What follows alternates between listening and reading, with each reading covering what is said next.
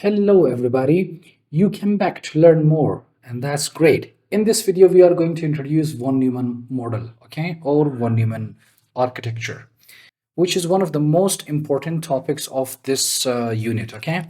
So overall what it is, let's go and discuss about it, okay.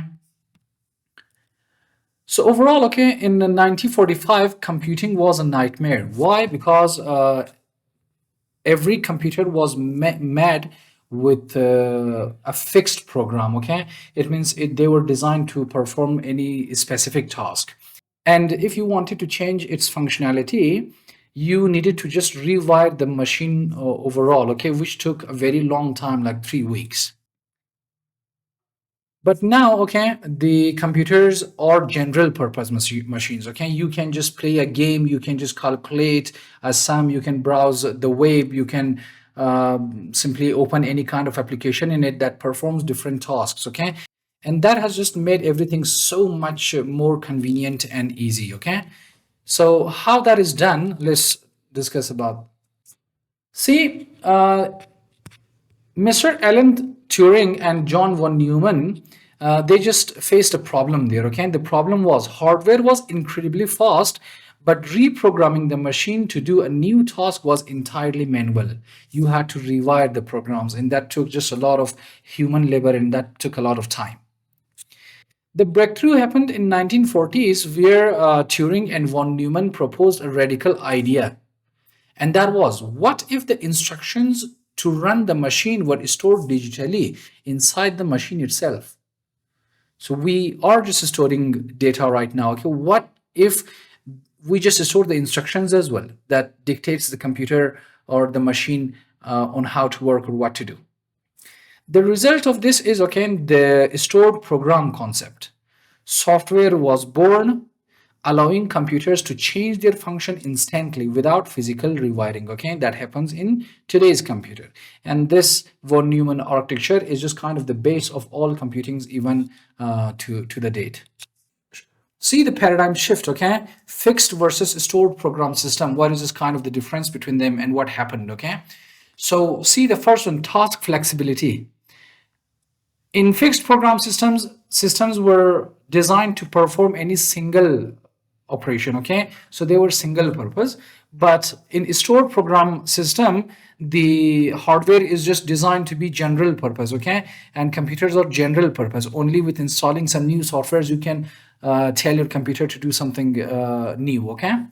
The setup time, okay, it took weeks of manual labor when you wanted to just set up or change the function of the computer, okay. But right now it just simply takes milliseconds. Right now my computer is doing something, and after a second or after some minutes I'll just simply open a game, and simply my computer will be able to perform those tasks, okay. Then the physical state, physically rewiring hardware cables when you wanted to reprogram it, okay. But right now simply loading binary software into memory inside the RAM, okay. You'll just simply load a software inside RAM, and that software will just run or just start executing, okay. So we don't have much problem there. And memory utilization in the fixed program systems, only numbers and data are stored, okay.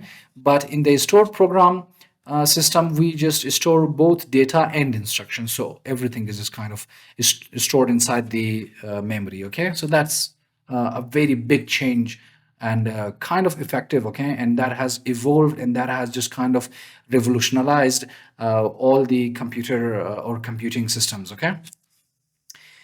See, we just discussed about input process output model before, okay. So we said that, yeah, every computer does this, okay. It takes input, it processes the data, and after that it outputs the result to the user, okay. As input, for example, a user presses the A key. Process, the CPU executes an add instruction to process the keystroke. And after that, the result is displayed to the user on the screen as letter A. So every computer system on earth, from a smartwatch to a supercomputer, follows this exact universal loop, okay. This is just done time and again. The brain of the system, or the microprocessor, okay. What is a microprocessor? It can be just a It can be an exam question, okay? A microprocessor is a type of integrated circuit contained on a single chip. So there is just only one single chip, and just you have gotten a type of integrated circuit, okay? Complicated circuitry is just built on this. So that is just simply, this is a microprocessor, okay? And what is the role of this, okay? It is designed to perform arithmetic and logic operations, processing data by executing instructions. So that is just the CPU of your computer, okay? One thing that you have to just kind of remember for your exam, okay? Never write the CPU is the brain of the computer. In IGCSE exams, that will not give you just, or that will not save you any mark, okay?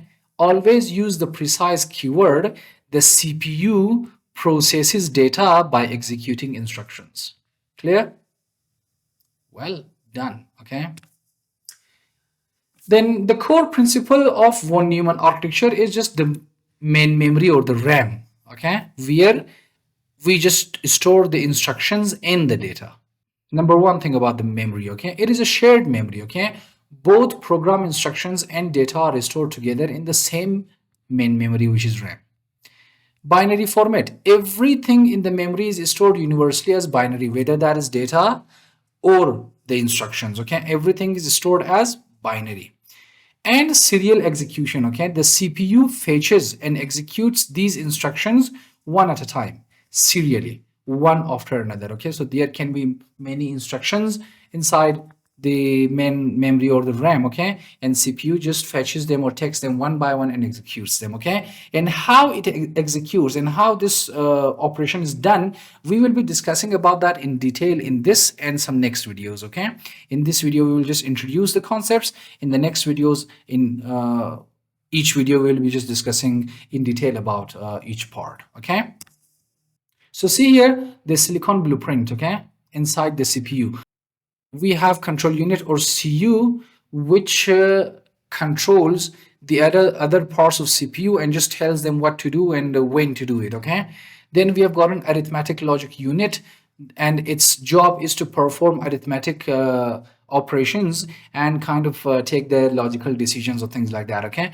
And we have gotten registers. Registers are a small memory that is that is made, or that is inside the CPU, okay, which stores the data and the instructions that that the CPU is currently working on, okay. So they are just very important, and we will be just discussing in detail about that.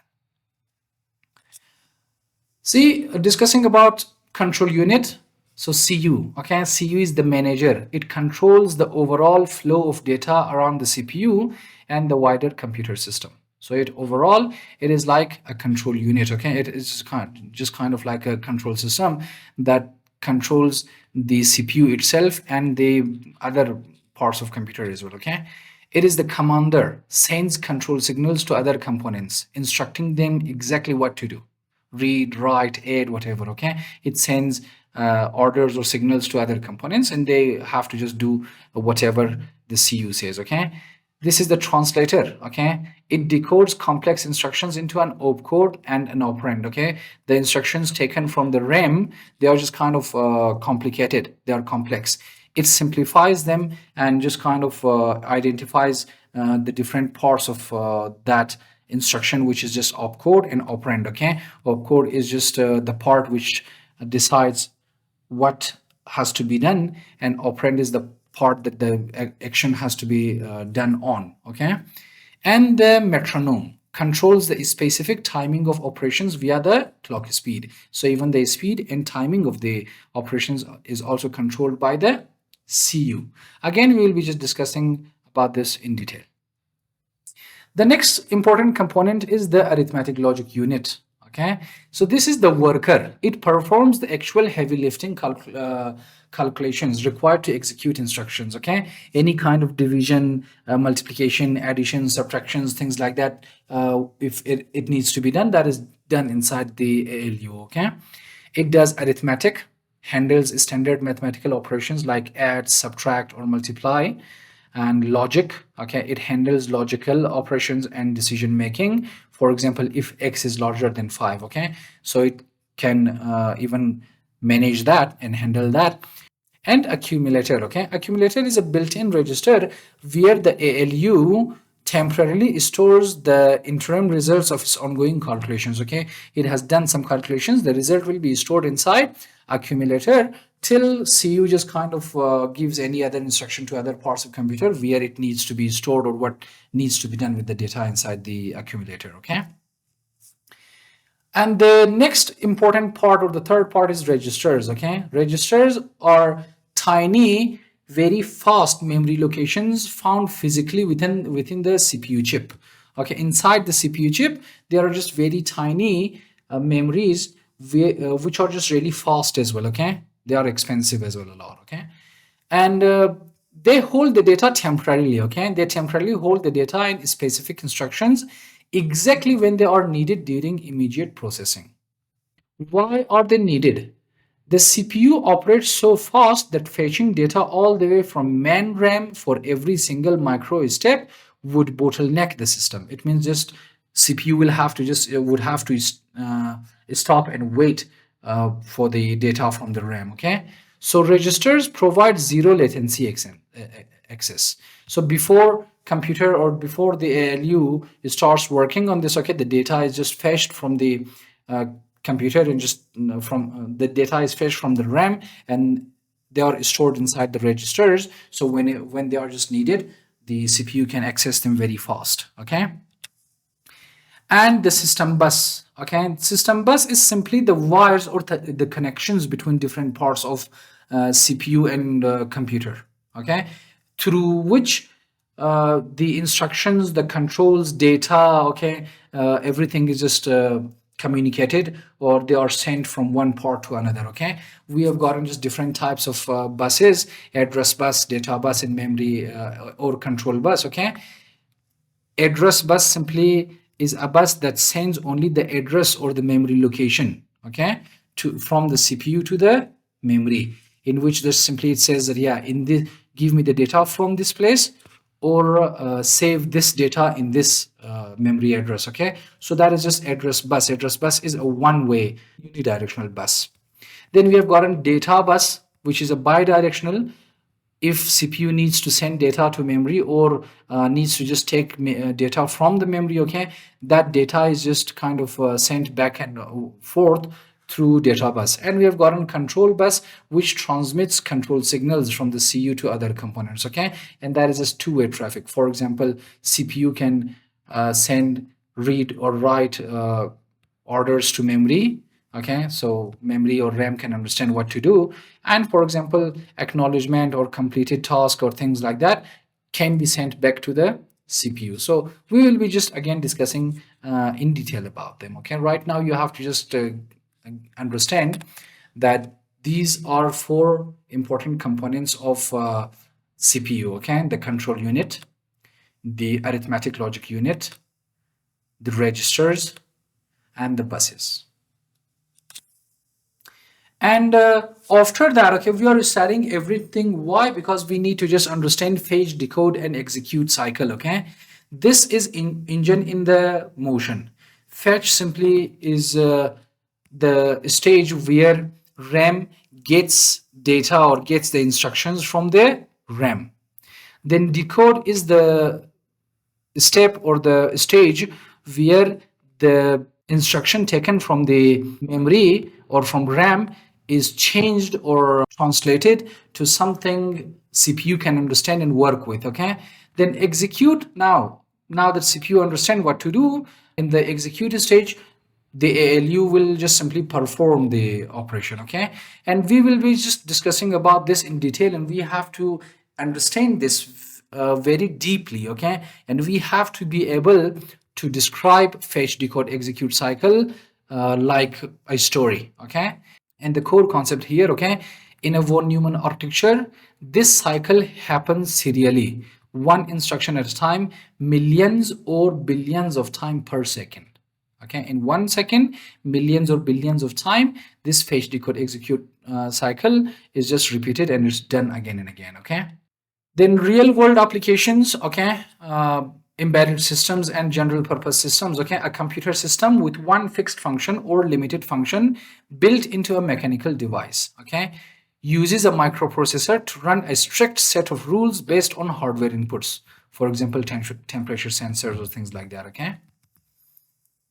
And general purpose systems are systems that can perform different types of tasks, okay? And general purpose systems like PCs or laptops or things like that, they uses full von Neumann architecture to load entirely different software programs, can execute infinite different tasks depending on the software loaded into memory. So overall, this works on the embedded this works on the von Neumann architecture, okay, that worked on the stored instruction in data concept, okay. Some exam questions. For example, yeah, what is the purpose of the central processing unit? So the CPU processes data by fetching, decoding, and executing instructions. Okay. Examiner's warning: do not write "it is the brain of the computer." Okay, that earns 0 mark. You have to just know that. Another question, okay, describe the main characteristics of the von Neumann architecture. It has gotten 3 marks, okay. So the mark scheme answers any 3 earns maximum marks, okay. So out of this 4, if you just write any 3 of them, you can just have your full mark there, okay. Both data and instructions are stored in the same main memory or RAM. That is a characteristic of von Neumann architecture. Data and instructions are stored universally in binary format. Instructions are fetched and executed serially. It means one at a time or one by one. Or the architecture contains a single control unit, a single ALU. Clear? So you can just write any 3 of them to have just those 3 complete marks. Cheat sheet. The model, okay, that is input, process, and output model. That is just that happens in the CPU, okay. Then the core rule instructions plus data share the same memory, stored program concept, okay. So in the same memory, we can just store instructions and data. That is the concept of stored program concept, okay. It can be just your exam questions. CPU components: CU, which is the manager, ALU, which is the calculator, and register, which is temporary storage, okay. And we have gotten buses as well, okay. You can just even write buses here. And the buses: address bus is 1-way, data bus is 2-way, and control bus is also 2-way, okay. So master this to be very successful in your exam, okay. So that's it.